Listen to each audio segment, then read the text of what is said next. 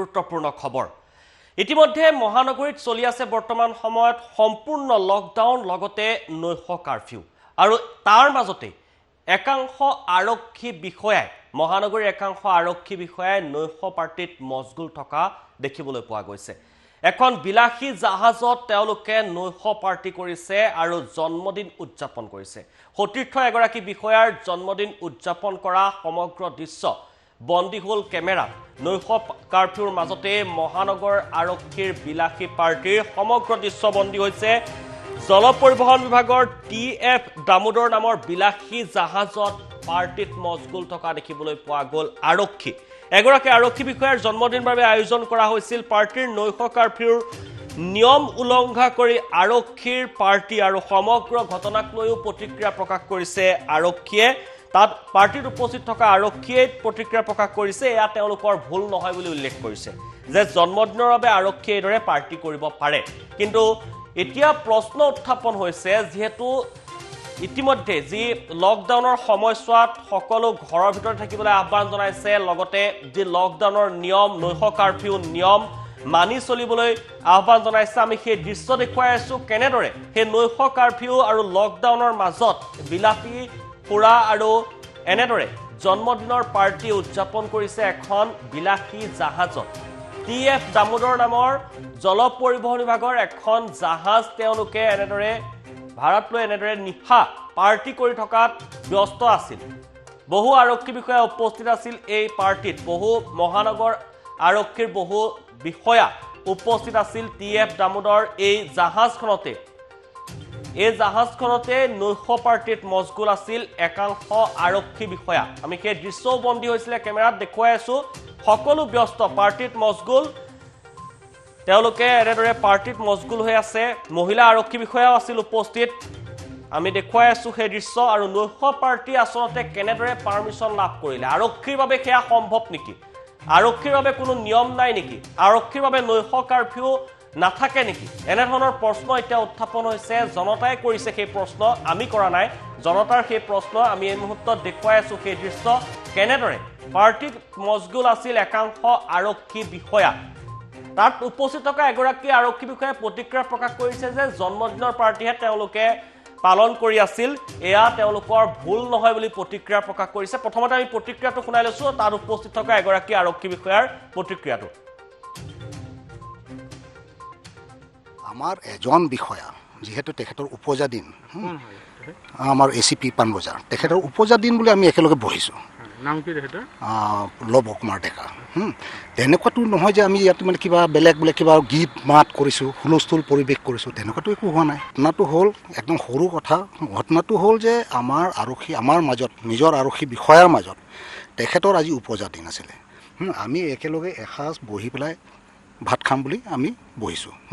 মই ভাবোঁ যে এইটো আমাৰ কোনো এটা বেয়া হোৱা নাই কাৰণ এইটো কাৰণে হোৱা নাই যিহেতু তেখেতৰ উপজা দিন আছিল একেলগে এসাঁজ ভাত খাম বুলি আমি অলপ সময়ৰ কাৰণে গোট খাইছোঁ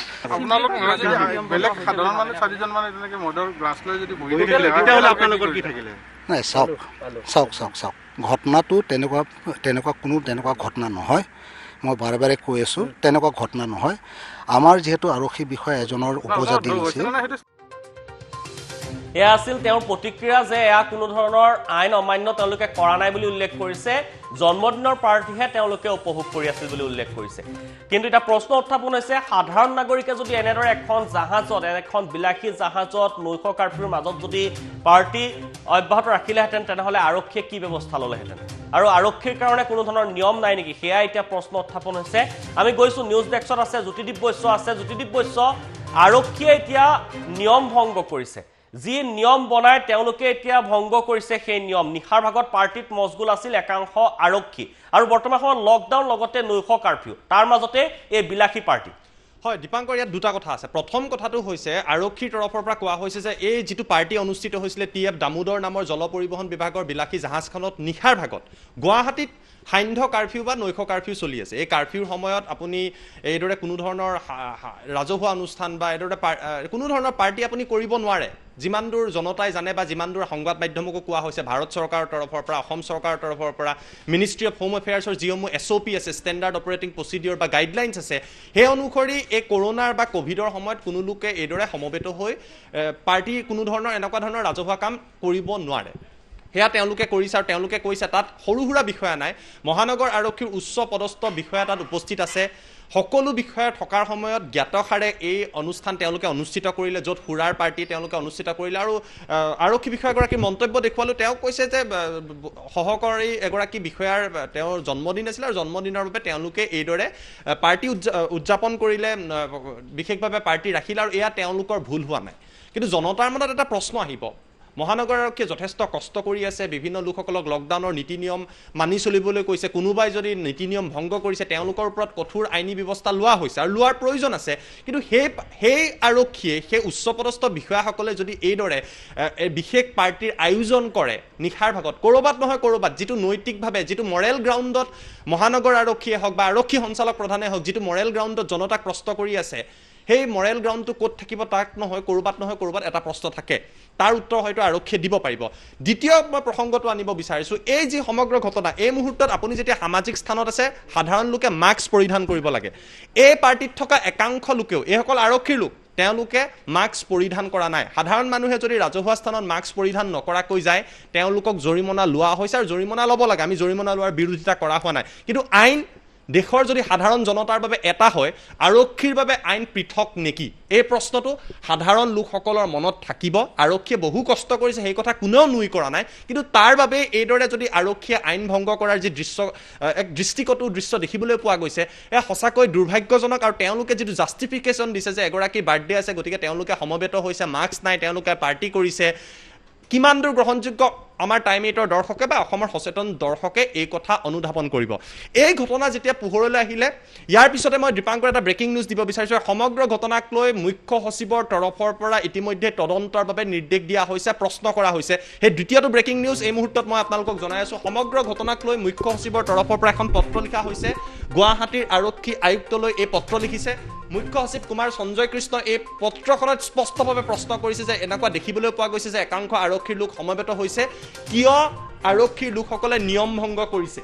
ডিজাষ্টাৰ মেনেজমেণ্ট যি এক্ট আছে কিয় ভংগ কৰিছে এই প্ৰশ্ন কৰি আৰক্ষী আয়ুক্ত মুন্না প্ৰসাদ গুপ্তালৈ ইতিমধ্যে মুখ্য সচিব কুমাৰ সঞ্জয় কৃষ্ণই এই পত্ৰ লিখিছে প্ৰশ্ন কৰিছে ইয়াৰ উত্তৰ দিবলৈ কোৱা হৈছে আৰক্ষী সঞ্চালক প্ৰধানলৈ এই পত্ৰ লিখা হৈছে আৰু তেওঁলোকলৈ কপি পঠিওৱা হৈছে ইয়াৰ উত্তৰ আৰক্ষীয়ে কিদৰে দিব সেয়া কিন্তু ডাঙৰ কথা সাধাৰণ লোকে যদি আজি এইদৰে কোনো নৈশ পাৰ্টি কৰিলেহেঁতেন কাৰফিউৰ সময়ত তেওঁলোকৰ বিৰুদ্ধে হয়তো বহু বৃহৎ গোচৰ লাগিলেহেঁতেন তেওঁলোকক তদন্তৰ আওতালৈ আনিলেহেঁতেন জৰিমনা বিহিলেহেঁতেন আইন ভংগ কৰিলে এই ব্যৱস্থা ল'ব লাগে কিন্তু পুনৰবাৰ আমি সাধাৰণ ব্যক্তি হিচাপে এটা প্ৰশ্ন কৰিব বিচাৰিছোঁ অসমৰ প্ৰশাসন যন্ত্ৰ গৃহমন্ত্ৰী আছে আমি গৃহমন্ত্ৰীক প্ৰশ্ন কৰিব বিচাৰিছোঁ গৃহ বিভাগক প্ৰশ্ন কৰিব বিচাৰিছোঁ এইসকল মহানগৰ আৰক্ষীৰ উচ্চপদস্থ বিষয়াৰ বাবে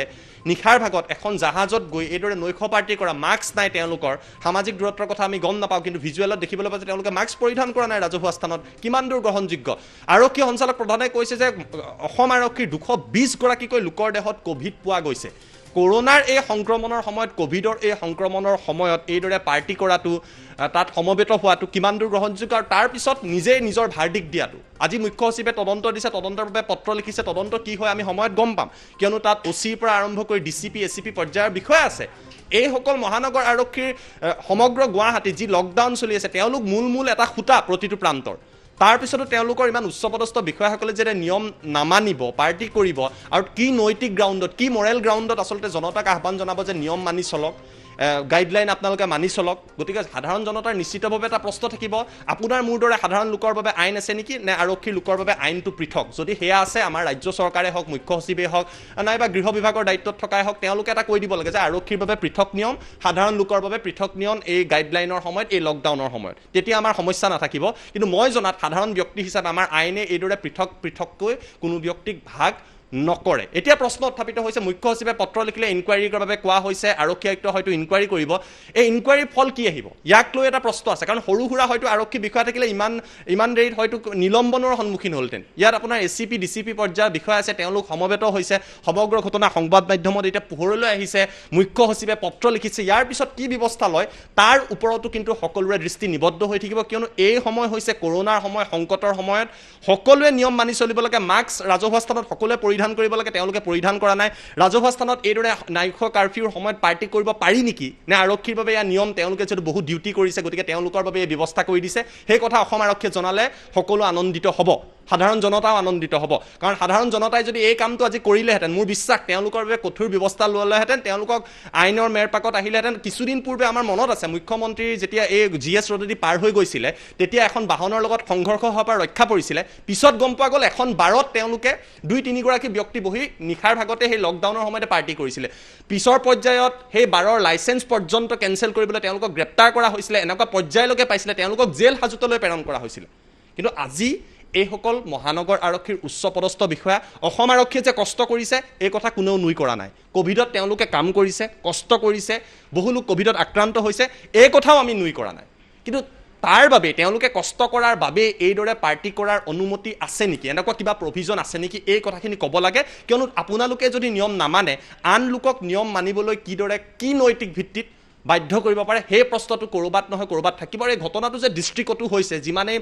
তেওঁলোকে নিজৰ ফালৰ পৰা নকওক কিয়, কোনো ভুল কৰা নাই, নৈশ জন্মদিনৰ বাবে আহিছে, কিন্তু ডিষ্ট্ৰিক্টতো হৈছে, সেই কথা হয়তো গম পাইছে। আৰু সেইবাবে মুখ্য সচিবে পত্ৰ লিখিবলগীয়া হৈছে। আমি পত্ৰ আপোনালোকক দেখুৱাইছোঁ। এই পত্ৰ লিখি আৰক্ষী আয়ুক্তক প্ৰশ্ন কৰিছে যে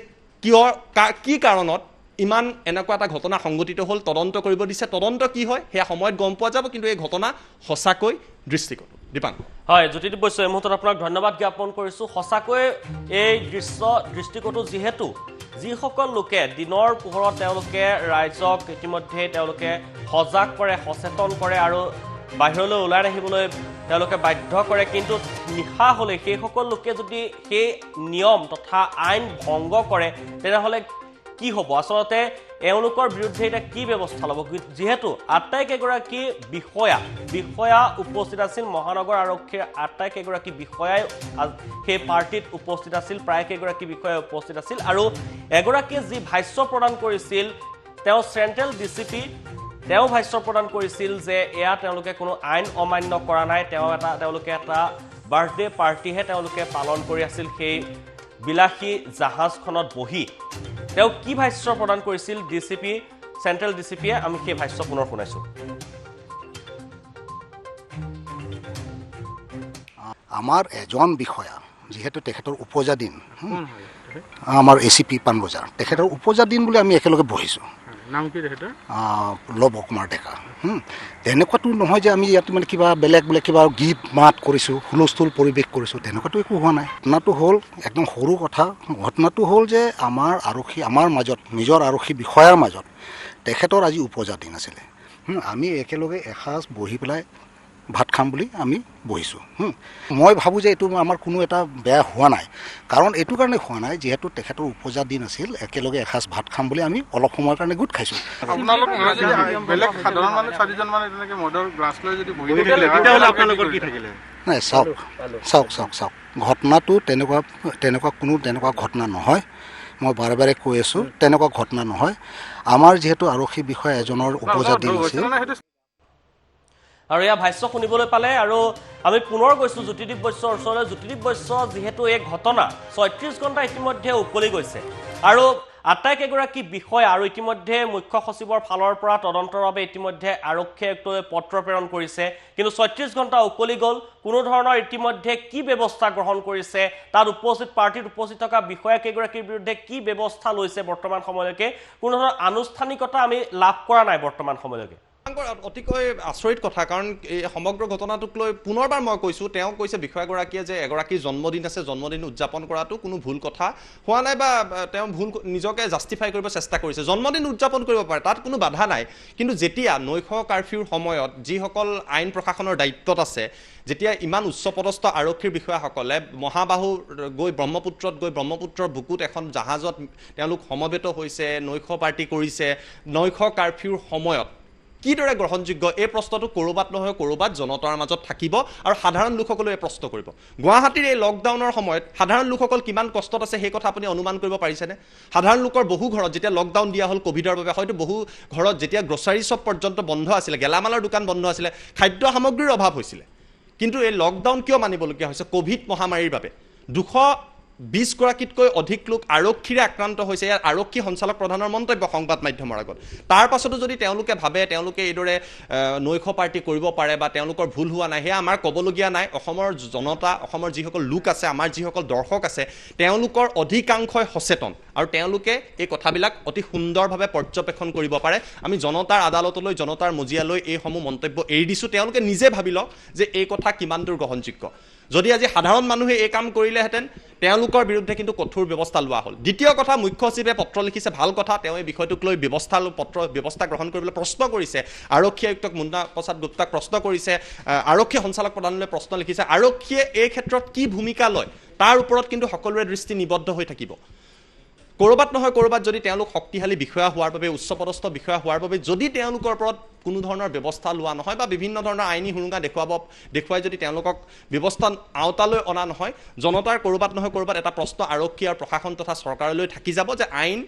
যেতিয়াই আৰক্ষী হওক বা প্ৰশাসন বা শক্তিশালী লোক তেওঁলোকৰ বাবে পৃথক আৰু সাধাৰণ লোকৰ বাবে পৃথক এই দুটা ডাঙৰ প্ৰশ্ন তৃতীয় কথাটো হৈছে ৰাজহুৱা স্থানত আছে মাস্ক তেওঁলোকে পৰিধান কৰা নাই মাস্ক পৰিধান নকৰাকৈ এই সময়ত কোভিডৰ সময়ত এইদৰে থাকিব পাৰি জানো নে আৰক্ষীৰ বাবে পৃথক নিয়ম আছে এই প্ৰশ্নটো থাকিব গতিকে এই তিনিটা মৌলিক প্ৰশ্ন ইতিমধ্যে সময় অতিক্ৰম কৰি গৈছে তদন্ত কোন দিশে যায় আমি আৰক্ষী আয়ুক্তৰ লগত আমাৰ সাংবাদিকে কথা পাতিবলৈ যথেষ্ট চেষ্টা কৰি আছে তেখেতক ফোন কৰি আছে এতিয়ালৈকে আমি যদিও আৰক্ষী আয়ুক্তৰ কোনো ধৰণৰ ৰিপ্লাই বা এই মুহূৰ্তলৈকে কোনো ধৰণৰ প্ৰতিক্ৰিয়া পোৱা নাই আমি চেষ্টা কৰিম যে আৰক্ষী আয়ুক্তই এই বিষয়টো কি ভাবে যেহেতু তেওঁৰ দায়িত্বত সমগ্ৰ গুৱাহাটী মহানগৰখন আছে আৰু সৰু সুৰা বিষয়ে নাই কৰা ইয়াত ডিচিপি আছে এচিপি আছে ইতিমধ্যে গম পাইছে শক্তিশালী বিষয়া অচি পৰ্যন্ত বিষয় আছে গতিকে তেওঁলোক একোজন শক্তিশালী বিষয়া দায়িত্বশীল বিষয়া সমগ্ৰ গুৱাহাটীৰ আইন কানুন প্ৰশাসনটো তেওঁলোকে এই লকডাউনৰ সময়ত নিয়ন্ত্ৰণ কৰি আছে গতিকে তেওঁলোকে যেতিয়া এই কামটো কৰিছে তেওঁলোকে ভাবিছে ভুল কৰা নাই আমি মন্তব্য শুনুৱাইছোৱে পাৰ্টি কৰিব পাৰে ভুল তেওঁলোকে কৰা নাই বুলি কৈছে গতিকে আৰক্ষী আয়ুক্ত কি ভাবে ভুল কৰিছে নে আৰক্ষী আয়ুক্তৰ মতেও ভুল কৰা নাই আমাৰ সাংবাদিকে ধাৰাবাহিকভাৱে আৰক্ষী আয়ুক্তক এই মুহূৰ্ততো ফোন কৰি আছে আমি তেওঁলোকৰ মন্তব্য ল'বলৈ চেষ্টা কৰিম তদন্ত কোন দিশে আগবাঢ়িছে সেই কথাও আমি আপোনালোকক জনাম কিন্তু এই দৃশ্যই এটা কথা আমি ক'ব লাগিব যে এই দৃশ্য সঁচাকৈ দৃষ্টিকটু হৈছে কিয়নো নৈশ কাৰফিউ চলি থকাৰ সময়ত এইদৰে আৰক্ষীয়ে লকডাউনৰ সময়ত পাৰ্টি কৰিছে নিয়ম ভংগ হৈছে সঁচাকৈ দৃষ্টিকটু দৃশ্য কিন্তু আমি চেষ্টা কৰিম আৰক্ষী আয়ুক্তই কি কয় তদন্ত কোন দিশে আগবাঢ়ে এই সমগ্ৰ ঘটনাৰ আপডেট আপোনালোকক দি থাকিবলৈ চেষ্টা কৰিম দীপাং হয় যদি বৈছে এই মুহূৰ্তত আপোনাক ধন্যবাদ জ্ঞাপন কৰিছোঁ আমি টাইমেটৰ দৰ্শকসকলক ইতিমধ্যে জনাইছোঁ আৰু জনাই যাম কি আপডেট আহে আচলতে কি ব্যৱস্থা গ্ৰহণ কৰে আৰক্ষীৰ এই বিষয়াসকলৰ বিৰুদ্ধে যিসকলে এই পাৰ্টিত উপস্থিত আছিল তেওঁলোকৰ বিৰুদ্ধে যেহেতু সমগ্ৰ দৃশ্য কেমেৰাত বন্দী হৈছে গতিকে এই উপস্থিত থকা এই বিষয়াসকলৰ বিৰুদ্ধে এতিয়া কি ব্যৱস্থা গ্ৰহণ কৰে সেয়া হ'ব লক্ষণীয় যেহেতু ৩৬ ঘণ্টা বৰ্তমান সময়লৈকে উকলি গৈছে এই পাৰ্টিৰ পৰা আৰু যি তদন্ত প্ৰক্ৰিয়া ইতিমধ্যে ঘোষণা কৰিছে আৰু মুখ্য সচিবগৰাকীয়ে তাৰ পিছত এতিয়া তদন্ত প্ৰক্ৰিয়া কেনেদৰে আগবাঢ়ে যেহেতু বিষয়াই উপস্থিত আছে আটাইকেইগৰাকী বিষয়াই উপস্থিত আছিল এতিয়া কেনেধৰণে তদন্ত প্ৰক্ৰিয়া অগ্ৰসৰ হয় সেয়া হ'ব এই মুহূৰ্তত লক্ষণীয় বিষয়